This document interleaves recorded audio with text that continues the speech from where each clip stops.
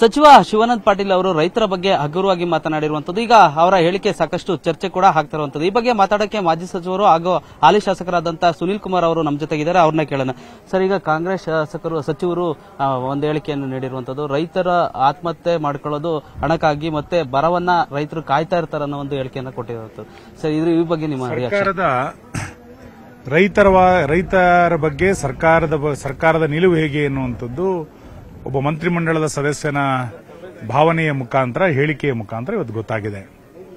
ಬರಗಾಲದಿಂದ ತತ್ತರಿಸ್ತಾ ಇರುವಂತಹ ಈ ಸಂದರ್ಭದಲ್ಲಿ ಇಡೀ ಮಂತ್ರಿಮಂಡಲ ಒಂದಾಗಿ ಒಗ್ಗಟ್ಟಾಗಿ ರೈತರಿಗೆ ವಿಶ್ವಾಸವನ್ನು ತುಂಬಬೇಕಾಗಿತ್ತು, ರೈತರಿಗೆ ಧೈರ್ಯವನ್ನ ತುಂಬಬೇಕಾಗಿತ್ತು ಮತ್ತು ಯೋಜನೆಗಳ ಮುಖಾಂತರ ಸರ್ಕಾರಕ್ಕೆ ಕಾರ್ಯಕ್ರಮಗಳನ್ನು ತಲುಪಿಸಬೇಕಾಗಿತ್ತು.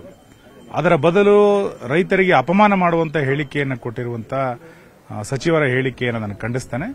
ತಕ್ಷಣ ಮುಖ್ಯಮಂತ್ರಿಗಳು ಆ ಸಚಿವರನ್ನ ವಜಾ ಮಾಡಬೇಕು. ಬರಗಾಲದ ಸಂದರ್ಭದಲ್ಲಿ ರೈತರಿಗೆ ವಿಶ್ವಾಸವನ್ನು ತುಂಬದೆ ರೈತರಿಗೆ ಅಪಮಾನವನ್ನು ಮಾಡದಂತ ಸಚಿವರನ್ನ ವಜಾ ಮಾಡಬೇಕು ಅಂತ ಹೇಳಿ ನಾನು ಆಗ್ರಹಿಸ್ತೇನೆ. ಸರ್, ಈಗ ಸಿದ್ದರಾಮಯ್ಯ ಅವರು ಮತ್ತೆ ಹಿಜಾಬ್ ಹೇಳಿಕೆ ನೀಡಿ ಮತ್ತೆ ಆದರೆ ಹಿಜಾಬ್ ಅನ್ನ ನಾವು ನಿಷೇಧ ಮಾಡಲ್ಲ ಅನ್ನೋ ಒಂದು ಹೇಳಿಕೆ ಕೊಟ್ಟಿದ್ರು. ಅದು ಕೂಡ ಸಾಕಷ್ಟು ಚರ್ಚೆ ಆಗ್ತಿದೆ. ಈ ಬಗ್ಗೆ ಏನ್ ಹೇಳ್ತಾರೆ ಸರ್? ಒಂದು ಸರ್ಕಾರಕ್ಕೆ ಶಿಕ್ಷಣ ಎಷ್ಟು ಆದ್ಯತೆ, ಪಠ್ಯಪುಸ್ತಕ ಶಿಕ್ಷಣ ಆದ್ಯತೆ ಆಗಬೇಕೇ ವಿನಃ ಹಿಜಾಬಿನ ಕುರಿತಂತೆ ಗೊಂದಲಗಳನ್ನು ನಿರ್ಮಾಣ ಮಾಡುವಂಥದ್ದು ಸರ್ಕಾರಕ್ಕೆ ಒಳ್ಳೆಯದಲ್ಲ. ನಮ್ಮ ಸರ್ಕಾರ ಹೇಳಿದ್ದು ಸಮವಸ್ತ್ರದಲ್ಲಿ ಹಿಜಾಬ್ ಆಗಬಾರದು ಅಂತ. ಹಿಜಾಬನ್ನ ಸಾರ್ವಜನಿಕವಾಗಿ ಧರಿಸಬಾರದು ಅಂತ ನಾವು ಹೇಳಲೇ ಇಲ್ಲ. ನಾವು ಸ್ಪಷ್ಟವಾಗಿ ಹೇಳಿದ್ದೇನು ಅಂತಂದ್ರೆ, ಸಮವಸ್ತ್ರ ಎಲ್ಲರಿಗೂ ಕೂಡ ಒಂದೇ ರೀತಿ ಇರಬೇಕು. ಶಾಲೆಗೆ ಬರುವಂತಹ ಸಂದರ್ಭದಲ್ಲಿ ಸಮವಸ್ತ್ರವ ಅದು ವಸ್ತ್ರ ಸಂಹಿತೆ ಆಗಬೇಕೇ ವಿನಃ ಹಿಜಾಬ್ ಆಗಬಾರದು ಅನ್ನುವಂಥದ್ದು ನಾವು ಹೇಳಿದ್ದೀವಿ. ಅದನ್ನು ಹೊರತುಪಡಿಸಿ ಇವತ್ತು ಮತೀಯ ಗೊಂದಲವನ್ನು ನಿರ್ಮಾಣ ಮಾಡುವಂಥದ್ದು, ದ್ವೇಷವನ್ನು ನಿರ್ಮಾಣ ಮಾಡುವಂಥದ್ದು, ಶಿಕ್ಷಣ ವ್ಯವಸ್ಥೆಯಲ್ಲಿಯೇ ರಾಜಕಾರಣವನ್ನು ಮಾಡುವಂಥದ್ದು ಒಳ್ಳೆಯದಲ್ಲ. ಒಬ್ಬ ಮುಖ್ಯಮಂತ್ರಿ ಆಗಿರುವಂತರು ಜವಾಬ್ದಾರಿಯುತವಾಗಿ ನಡ್ಕೊಳ್ಬೇಕು ಅಂತ ನಾನು ಹೇಳ್ತೇನೆ. ಸರ್, ಈಗ ಸಿದ್ದರಾಮಯ್ಯ ಅವರು ಮತ್ತೆ ಹಿಜಾಬ್ ಹೇಳಿಕೆ ನೀಡಿ ಮತ್ತೆ ಆದರೆ ಹಿಜಾಬ್ ಅನ್ನ ನಾವು ನಿಷೇಧ ಮಾಡಲ್ಲ ಅನ್ನೋ ಒಂದು ಹೇಳಿಕೆ ಕೊಟ್ಟಿದ್ರು. ಅದು ಕೂಡ ಸಾಕಷ್ಟು ಚರ್ಚೆ ಆಗ್ತಿದೆ. ಈ ಬಗ್ಗೆ ಏನ್ ಹೇಳ್ತಾರೆ ಸರ್?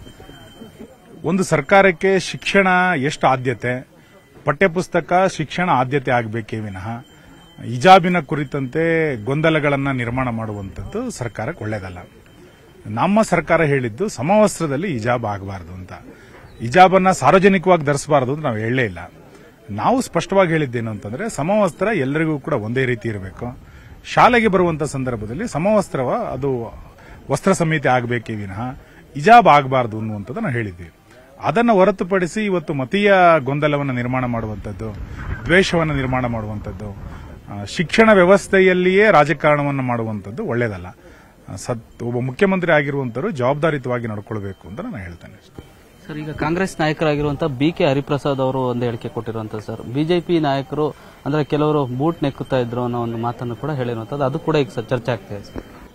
ಅವರವರ ವ್ಯಕ್ತಿತ್ವಕ್ಕೆ ಅವರವರ ಹೇಳಿಕೆಗಳನ್ನು ಕೊಡ್ತಾರೆ. ನಾನು ಇದ್ರ ಬಗ್ಗೆ ಹೆಚ್ಚೇನೆ ಹೇಳಿಕ್ಕೆ ಹೋಗೋದಿಲ್ಲ. ಸರ್, ಈಗ ದತ್ತಪೀಠ ಇದಿಷ್ಟು ಮಾಜಿ ಸಚಿವರಾದಂತಹ ಸುನೀಲ್ ಕುಮಾರ್ ಅವರ ಮಾತಾಗಿರುವಂತದ್ದು. ಕ್ಯಾಮರಾ ಪರ್ಸನ್ ರಾಯುಡು ಜೊತೆ ವೀರೇಶ್ ಹೊಸೂರು, ನ್ಯೂಸ್18 ಕನ್ನಡ, ಚಿಕ್ಕಮಗಳೂರು. ಕನ್ನಡಿಗರ ಮೆಚ್ಚಿನ ನಿಮ್ಮ ನ್ಯೂಸ್18 ಕನ್ನಡ ಈಗ ವಾಟ್ಸ್ಆಪ್ನಲ್ಲಿಯೂ ಲಭ್ಯ. ಕರ್ನಾಟಕ ಮತ್ತು ದೇಶ ವಿದೇಶದ 360 ಡಿಗ್ರಿ ಸುದ್ದಿ ವಿವರವನ್ನ ನೀವು ನಿಮ್ಮ ಕೈ ಬೆರಳುಗಳಲ್ಲಿಯೇ ಪಡೆಯೋದಿಕ್ಕೆ ಈ QR ಕೋಡ್ ಅನ್ನ ಸ್ಕ್ಯಾನ್ ಮಾಡಿ. ನಮ್ಮ ಚಾನೆಲ್ ಅನ್ನ ಫಾಲೋ ಮಾಡಿ, ನೋಟಿಫಿಕೇಶನ್ ಆನ್ ಮಾಡಿ.